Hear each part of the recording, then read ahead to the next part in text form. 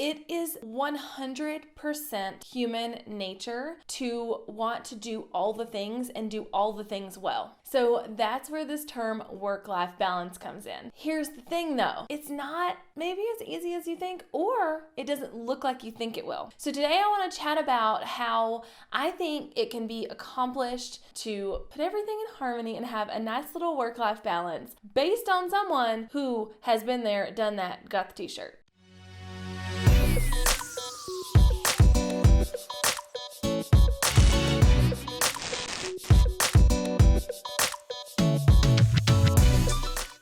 What up, what up? Welcome back to my channel. I'm Jessica Stansberry and I am so glad that you are here. This channel, my channel, is where you can come to find content that will help you create content that converts to sales so that you can grow your business on autopilot. Gone are the days of needing to go out and search for that next client and pedal and figure out where the next client is coming from so that you can put groceries on the table. No more. Create content that converts so you can grow. So if that sounds like something you want to learn more about, hit me up by subscribing and hitting the bell below. That will make sure that you don't miss any other videos that I put out to help you do just that. And that little bell will help you be notified every time I put out a video too. So that's a fun little trick. So let's get something out of the way early on in this video. There is no such thing as work-life balance. Sorry. There's just not a thing. So work-life balance makes the presumption, just in the name of it, that we can always have this even stabilization of, everything we've got going on in our lives getting an equal amount of attention and giving us an equal amount of fulfillment and all of that stuff. And that's just not how it works. There's going to be times in your life where the one thing takes precedence and the other thing then jumps up and then the other thing jumps up and the other thing. And it's not a balance. It's never going to be this massive balance that's sustained for a long time. What it is though is a work-life juggle that you are actually able to maintain. And that's what I want to talk about today is learning how to juggle all of those balls that you have up in the air without feeling like it's taking over your life and without feeling like one is constantly about to drop. So again, not a balance. There's going to be times when, this is up here and this is down here, like your family, you're going on a family vacation and you're spending 2 weeks with your family and not even thinking about work. So family is up here, work is down here. Maybe then it shifts and you spend a couple of weeks preparing for a big launch. And not that your family is not important, but you're not spending every waking moment with them and you are spending a lot of your time working on that launch. Maybe you are training for a marathon, so your fitness is going to take more of a precedence than some other things in your life. There's always going to be this kind of ebb and flow. That's okay and that is normal, okay? So I spent a lot of my early years in business and early years as a mother, honestly, with I was working out so much that I wasn't having time to work. I was working so much that my kids were just annoying me. I was spending so much time with my kids that nothing else was getting done. And it was just never it was always all or nothing. There was never a good system and a good juggle to it. It was always I always just had one ball in the air and let the other ones fall on the floor. So I have figured out a way to be able to really juggle without losing traction and without fully letting something drop. So here are 5 tips on how to really, achieve a work-life balance in the best sense of the word. Tip number 1 is to know that there are seasons for every piece of the puzzle. Again, there might be a season when your family is going to take precedence over your work stuff, or there's going to be a season when your workouts take precedence or your kids take precedence or your husband does, or building a house or moving, or something is always going to be at the top of the list. And so if you know that and you know that it's a season, then you can prep and plan for it. So if you know that you've got a big launch coming in February and you're going to spend the whole month of January really, really amping up for that launch, then carve out some time to really, enjoy the holidays and spend it with your family and be super present and not work as much. Maybe let work fall down a little bit. And then in January, you kind of shift the balance a little bit. And then when you're done with your launch, maybe you take a week off and go on vacation with your family, or the balance just balances in a different way. Something else kind of comes to the top. One, if you don't do this, you're going to be really upset with yourself because you're like, oh, now I'm spending all my time working on work. And if you prepped for it beforehand, then your family knows about it. They know what's expected of them. They know what's going to happen. They know that, mommy's in work mode right now or daddy's in work mode right now, right? They know all of this stuff. And so it doesn't feel as stressful. Maybe, your husband or whatever picks up a little bit more on the housekeeping chores or whatever you've got to do. That sounds horribly archaic, but you know what I mean. So maybe, that everybody kind of picks up the pieces because they know there's an end in sight, and so do you. So if you don't plan for it in this way, you will get burnt out regardless of what that thing is that's at the top at that moment.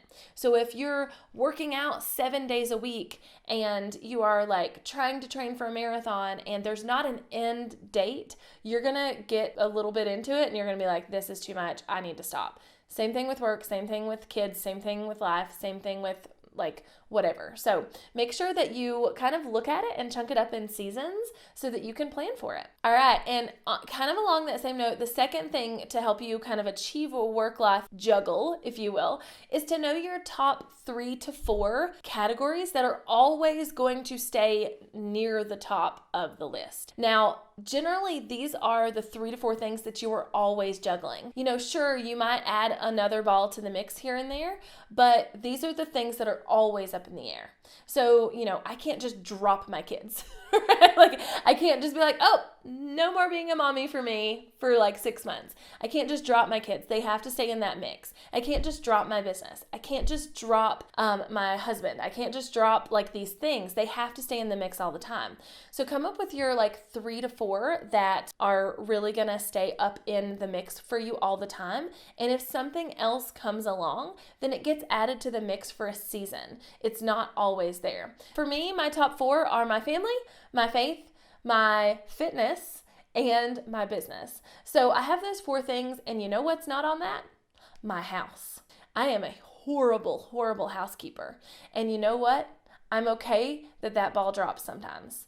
I have to be okay with it. I have to be okay that the ball drops and that, I might have to pay somebody to come in and clean my house, or that we're, wearing clothes out of the laundry for a couple of days because I had something going on with all of those things and I wasn't able to pick up that secondary ball, right? So it's okay, but know your 3 to 4 that are really important that that you can't possibly drop on the ground at any given time. The other things that fall outside of that category can occasionally be dropped, right? So pick 3 or 4 categories of things that really fit well into what you want to be juggling and what you want to be doing with your life. All right, the third way to kind of achieve this balance is to give yourself some grace. You have to know that we weren't created to spend every waking moment with our children. Or we weren't, equipped to spend every waking moment working. We weren't equipped to, never take a break. We weren't given the ability to work out nonstop every day for 3 hours. We weren't given, that's not how we were made. We weren't made for those things to be possible. So give yourself some grace. For me, as a mother, that's where I feel the most guilt, or at least that used to be where I felt the most guilt, because I always felt like I should spend every single moment with my children. And for me, it helps to think back to my childhood. Did I have a bad childhood? No. Did I have amazing parents? Yes. Did I, have everything I needed? Did I feel loved? Did I feel nurtured? Did I feel taken care of? Did I feel, whatevered? Yes, yes, yes, yes, yes, yes, to all of those things. Did my parents spend every minute with me? Heck to the no. My dad was a truck driver, still is. My dad's a truck driver, and he would spend weeks, not weeks, but like the entire week gone on the road. He wasn't home. He was only home on the weekends. My mom worked a full 8 to 5 job all the time, and there were times when she would have to take us to the neighbor's house to catch the bus because she had to be at work at 6 a.m. But looking back on that, do I think she loved me less because she worked? No. I have to really bring that into my own parenting style and be like, you know what? My kids are not going to feel like I loved them less because while they were playing outside with each other, I was inside working. Like that's not a thing. They're not even going to remember it or care later on down the road. And if nothing else, I'm showing them that their mom is a bad, you know what? And I am creating a business that is, helping them have the things that they need and they want in life, and possibly passing a legacy down to them, further down the road. So if you don't have that experience to pull on for you, maybe your childhood wasn't good, right? And you want to give yourself grace around these parenting things that we believe we should be doing, then think about the people in the old days, right? That's another really good example. They didn't spend every working minute with their children. Their kids would work with them, or they'd all be harvesting crops in the same field, but the kids would be way down here getting the corn, and the mom would be down here, or whatever. It was never supposed to be where we're supposed to sit and play and give our undivided attention to our children at every given second of every day. So if you're struggling with mom guilt, definitely, hopefully that helps.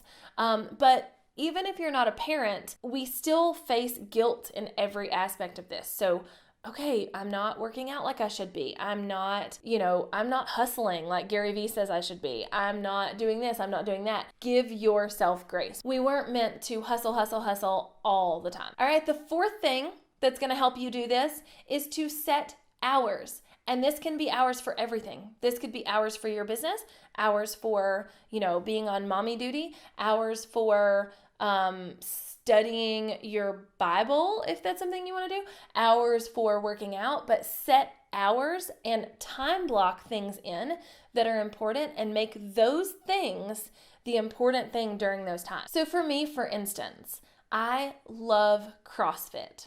And I love doing CrossFit. I do it multiple times a week. It's something that makes me feel really good, all of that stuff.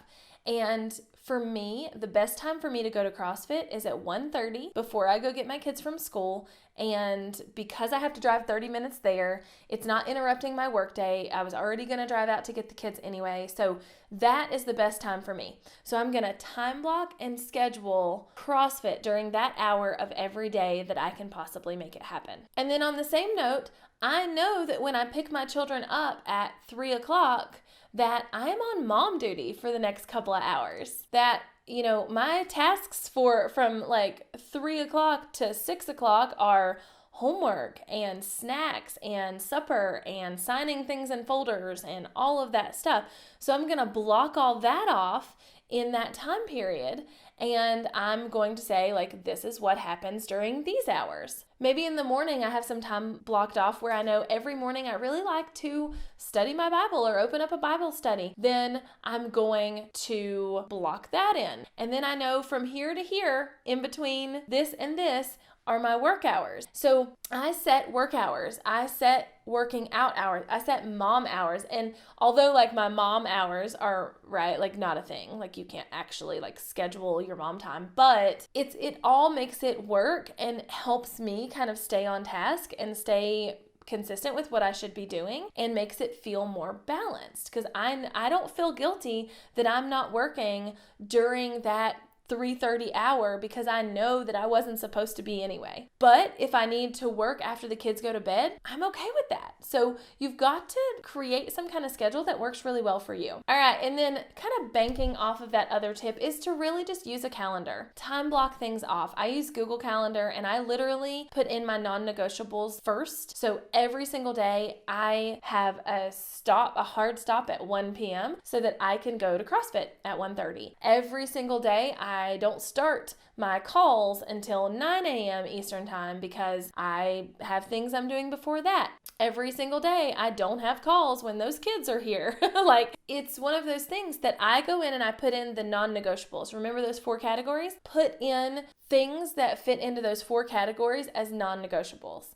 You know, maybe you normally take calls at 6 p.m. on Friday night, which that sounds horrible, but if you do, that's totally it's totally fine. But your husband or your wife wants to go out on a date. Go ahead and put that in so that you physically cannot go over top of that and ignore it. So use a calendar to time block, and get it all done. So like I say, there's not really a good way to achieve this work-life balance, but this will get you started and will help you kind of figure out how to juggle everything without letting those balls hit the floor. So if you liked what you heard today, make sure you hit subscribe because I'm coming back twice a week, every single week, to bring you new tips and tricks to help you create content that converts to sales so you can grow your business. Until next time, bye y'all.